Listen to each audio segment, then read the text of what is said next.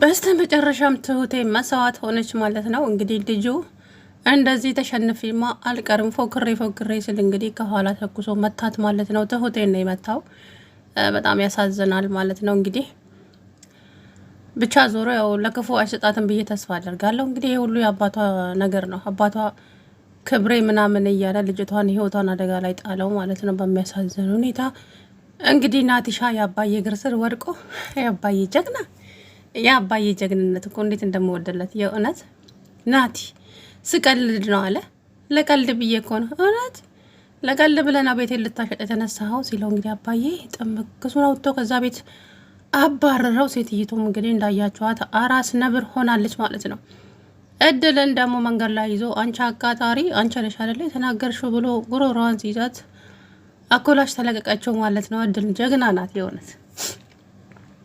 ትምህርት ውሰዱ ሴቶችዬ፣ ወንዶች ሲለክፏችሁ ማለት ነው እንደዚህ አድርጉና ገላግሏቸው ማለት ነው። የእውነት ጀግና ናት እድል። እንዴት ደስ እንዳለኝ እንደው ናቲ ሴት ትመታዋለች፣ ወንዱ ይመታዋል።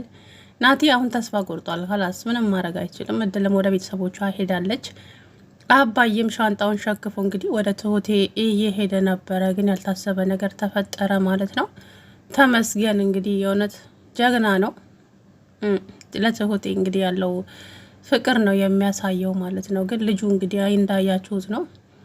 እኔ አሁንም ጀግና ነኝ፣ አዎ ጀግና ነኝ፣ ትሁቴን በመለሳትም የዚህ ሰውዬ ግን አትሆንም አለኮ። እናንተ ልጄ ላይ አንድ ጨረታ አደርሳለሁ ብለህ ከባድ ችግር እንዳይፈጠርብህ ስለራህ እኔ ዘራፍ እኔ አልፈራም።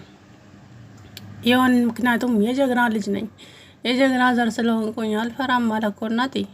ጉድ የማይወጣው ችግር ውስጥ ገባ። እንግዲህ ያው አባዬም ለትሁት እኮ መድረስ አልቻልኩም፣ ግን ደግሞ እኔ ከቤት ስወጣ መጥቶ እንዳይንተናኮላችሁ ያ ሰውዬ እያለ አባዬ እንግዲህ ለእድል አደራ ሰጥቷት ቢሄድም እድል የአባዬን አደራ አልጠበቀችም። እሷም ቤተሰቦቿን ፍለጋ እንግዲህ ሰራተኛ መግባት እፈልጋለሁ ሰው ቤት ብላ ሰውየው ያስገባት የት ይመስላችኋል?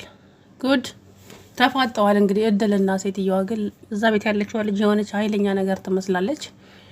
አላቅም ምን እንደሚፈጠር ማለት ነው። እና ትሁቴን እንግዲህ ችግር ውስጥ ገብታለች። ይሄ ሁሉ እንግዲህ ከተመስገን ጋር እንግዲህ ተጫዋች ዋና ካራክተሮቹ እነሱ ናቸው ማለት ነው። እና እንግዲህ ትሁት ሆስፒታል ገብታለች።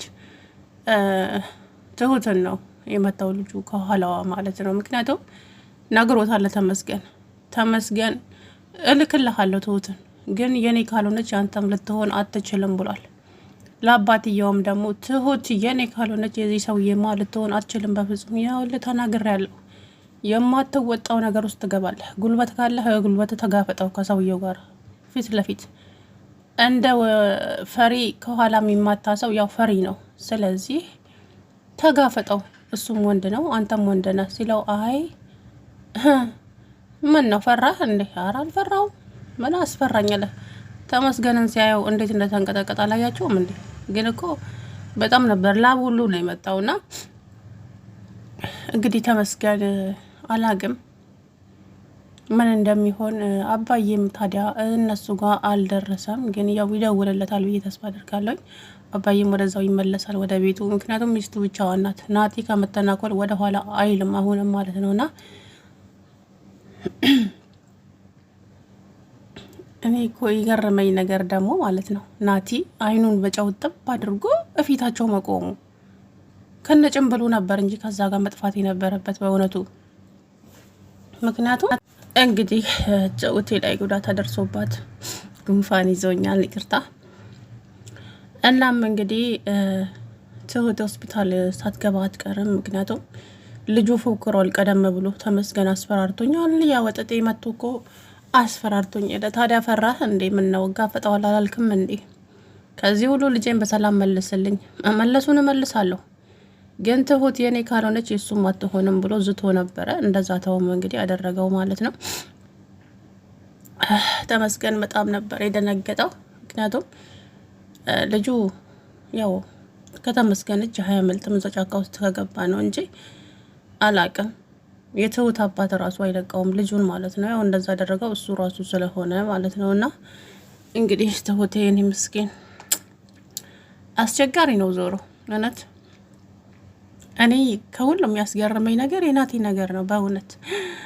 ደግሞ እኮ አባዬ እኔ እንደዚህ ጨክኝ የማደርግ ይመስልሃል እንዴ? እኔ እኮ ስቀልድ ነው አለ።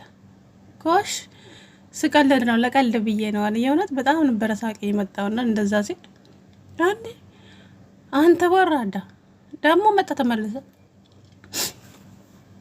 በሉታ ከዚህ ጋር ቤት እንካ ይሄንን ደግሞ ይዘህ ሄድና ሌላ ቦታ ዝረፍበት አለው። ኧረ አባዬ እኔ ልቀልድ፣ እውነት ቀልድ፣ አሁንም እየቀለድክ ነው። ውጣ ከዚህ ጋር ቤት። በሱ ቤት እንግዲህ አባዬን ሚስት እንደለመደው ሊማጸናት ነበረ።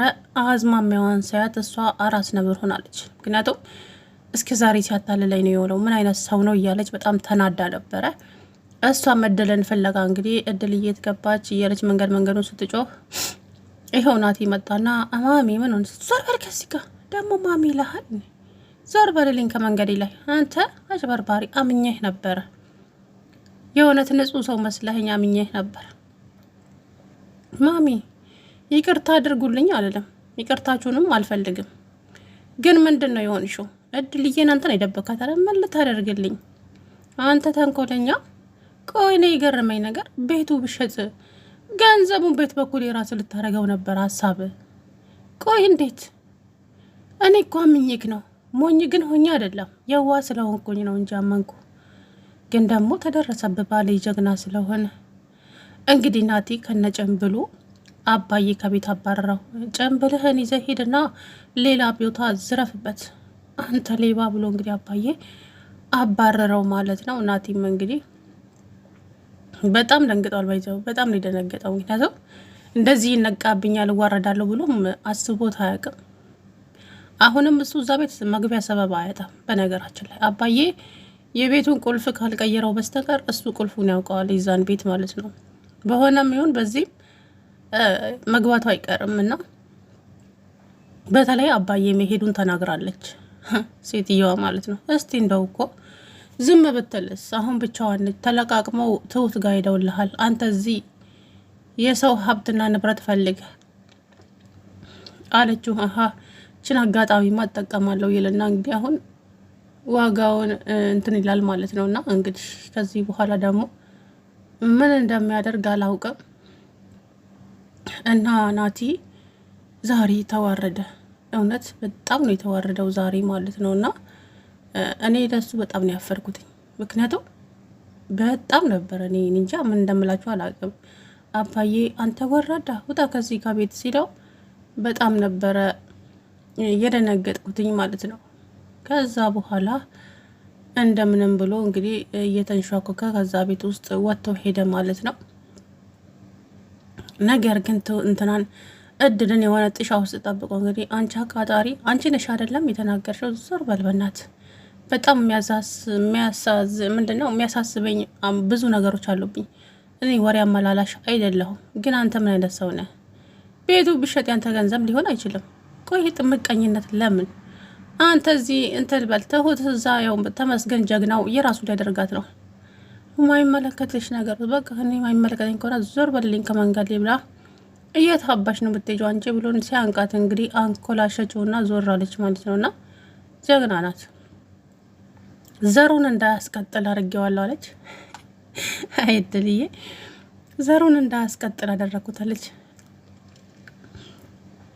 እኔማ አምኜው ነበር እኮ ድልዬ እማዬ ያንሽ እኮ ይሄንን ነበረ። ይሄ ሰው በጣም መጥፎ ሰው ነው አትመኘው እማዬ፣ ይሄ ሰው አንቺን ከመሸጥ ወደ ኋላ አይልም እያልሽ ነበር። አንቺ ግን ልሰሚን ፍቃደኛ አልነበርሽም። ግን ያው በዓይንሽ አየሽው ሁሉንም ነገር አይደለ? አየሁት ድልዬ አየሁት እንጂ ይሄ እንዴት እንደዚህ ያደርጋል? ምን አይነት ሰው ነው? ቆይ እንዴት ስትል እንግዲህ ሴትይቱም ግራ ተጋባች ማለት ነው። ምክንያቱም ናቲ ማለት እንግዲህ በምንኛውና እንዴት እንደሚመጣ አታውቁትም በእውነት። አሁንም ደግሞ የሆነ ዘዴ ይፈልግና ጭር ሲል ሄዶ ይተናኮላታል። ለዛውም ሴትይቱ ባዶዋ ናት ቤት ውስጥ። አላቅም ምን እንደምትሆን እንግዲህ እሷ ታውቃለች። ባፏ ነው የተናገረችው። ደግሞ ተለቃቅመው ሄደዋል አለች። እንደዛ ማለት አልነበረባትም። ምክንያቱም አባዬ እንግዲህ መጥቶ ሊተናኮላችሁ ይችላል። በደንብ ራሳችሁን ጠብቁ ብሏቸው ነበረ። በተፈለፈው አፍ ይጠፉ አለው። ዞሮ እንግዲህ ትሁቴ ጉዳት ደርሶባት ይሆን አይሁን አላቅም፣ እንደዛው ቆመዋል። በነገራችን ላይ ልጁ ግን የሆነ መሰሪ ነገር ነው በእውነት። እንግዲህ ልጄ ላይ አንድ ጭረት ይድረስና ዘር ማንዘርህን ነው ማጠፋው ብሎታል የትሁት አባት መጀመሪያው ነው። ታዲያ ፉከራ ብቻ እማደርገው እኔ ራሴ አውቃለሁ እኮ ዘረፍ ወንዱ የጀግናው ዘራልና እኮ ዛለ ወጣ። ሲጀመር ትሁቴ በስድብ አጥግበዋለች እኮ እዛ። የእውነት ረጅም ሰው ጅል ነው የሚባለው ለካ እውነት ነው። አንተ ጅል ነህ፣ አንተ እንደዚህ ነህ እያለች እንግዲህ ስትሰድበው ነበር። እሱ ለካ ይሄ ሁሉ በውስጡ ቋጥሮ እሰራልሻለሁ ወይዘሮ ትሁት ጠብቂኝ እኔ ወንዱ እያለ እንግዲህ እየፎከረባት ነበረ።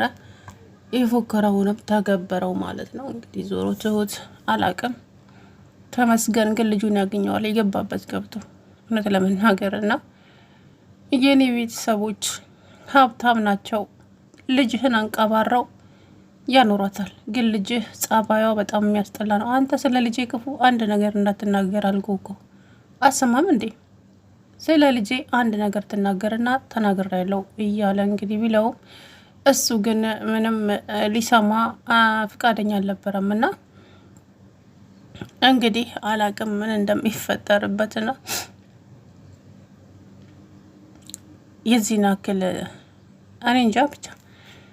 እናም ናቲ እንግዲህ ገና ጨርሳችሁ ታብዳላችሁ እብድ ብቻ እያለ ጭራሽ አባዬ ሚስት ሲሰድባት ነበር። ያው ያጣ ለማኝ የሚባለው ነገር አለ አይደለ? ያጣ ለማኝ ተሳድቦ ይሄዳል ይባላል። እንደ ናቲ አይነቱ ነው የሰውን ቤት ለማሸጥ እንደ ወገቡን ታጥቆ የተነሳው ነገርስ የማይሳካው የማይሆነውን ነገር እኮ ነው ናቲ እያሰበ የነበረው በእውነት ማለት ይሄ ቤት ያባዬ ቤት ነው አይደል? እንዴት ነው የናቲ ገንዘቡን ማግኘት የሚችለው? ወይስ ሄዶ ባንኩን ሊዘርፈው ነው? ለኔም ጥያቄ ነው የሚሆንብኝ የናቲ ነገር ሳስበው በእውነት።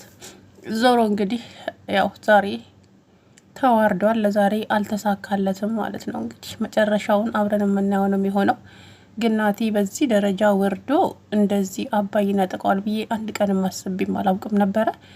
ግን ያው የአባዬ የነጻነቱና የዋነቱ አምላክ እና አጋልጠው ማለት ነው። ሰላም ውድና የተከበራችሁ የቻናል ቤተሰቦች እንዴት ናችሁ?